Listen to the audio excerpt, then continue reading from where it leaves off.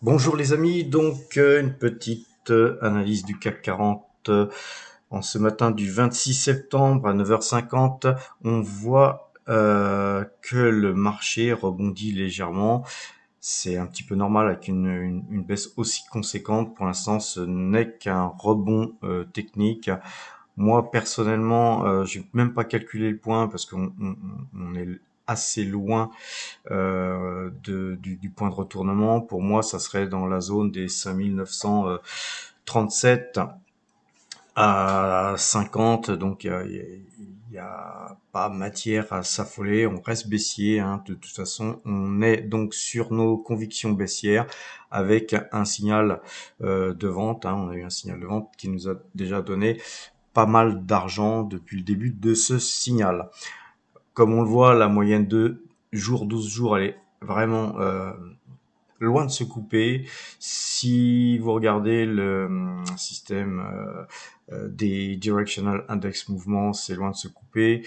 Donc, il n'y a pas le feu au lac, hein. On est vraiment dans un mouvement profondément baissier.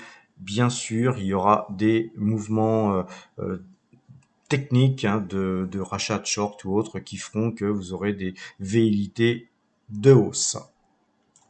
Concernant les investissements plus long terme, hein, sur les valeurs, on voit que un petit peu sur tous les titres, hein, il y a des rebonds, hein, comme sur L'Oréal, Schneider, Hermès International. Il y a du rebond. Ceci dit, on voit que sur, par exemple, sur Total Energy, il n'y a pas un rebond si conséquent. Bien sûr, il suffit de regarder aussi les cours du pétrole qui sont orientés à la baisse. Maintenant, bon, quand on a des baisses, hein, on a quand même des baisses qui sont assez conséquentes. C'est dans un marché baissier, c'est normal. Alors, concernant le Brent, hein, on est dans un mouvement très très baissier, hein, puisque depuis les plus hauts, hein, le Brent n'a fait que en dents de scie, hein, mais n'a fait que baisser. On a visiblement aussi peut-être des manipulations de cours, hein, puisque en fait cette hausse, hein, si on regarde ça sur plus long terme, ici cette hausse où on a retrouvé le Brent à plus de 130 ne convenait pas au gouvernement.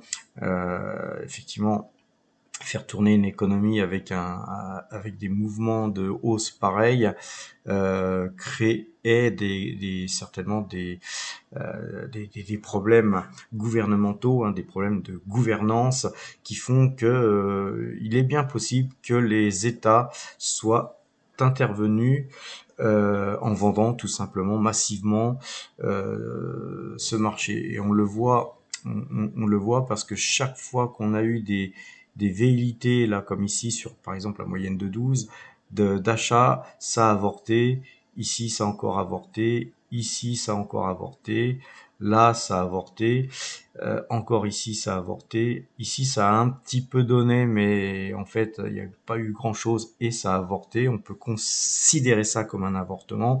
C'est quand même assez rare qu'on voie autant de faux signaux, alors que dans ce signal haussier où le marché montait, on voyait bien qu'il y a eu aussi des abandons, des avortements de mouvements haussiers après ce fort mouvement. Alors après, de toute façon, on peut considérer ça comme des mouvements naturels de marché, hein. Ça peut être tout simplement des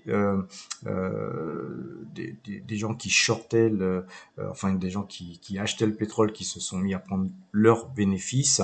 Et effectivement, de prise de bénéfices en prise de bénéfices, ces mouvements ont amorcé tout simplement des vraies baisses. Ceci dit, on retrouve le pétrole en dessous de 90, ce qui est quand même encore élevé par rapport à ce qu'on a connu avant la guerre en Ukraine. Autre chose aussi d'important, on voit que l'euro-dollar est à 0,9675, donc on est vraiment en dessous de la parité. Moi perso, je le verrais sur les plus bas historiques, hein, même sur la zone des 0,85, ça me poserait pas de problème, hein. Graphiquement, je pense on peut y arriver. Donc ça, c'est aussi, quand on regarde le graphique, c'est aussi quelque chose qui interpelle, parce qu'effectivement, descendre en dessous de parité avec un pétrole qui baisse, effectivement, c'est une chose qui va finir par bénéficier au CAC 40, puisque nos entreprises vont pouvoir avoir de l'énergie moins chère et on va pouvoir vendre mieux puisque l'euro va devenir plus compétitif. Alors ceci dit, nos signaux sont toujours baissiers. On attend avec impatience, mais on attend un signal d'achat avant d'acheter quoi que ce soit au jour d'aujourd'hui. Voilà les amis, je vous souhaite une bonne journée et bien à ce soir.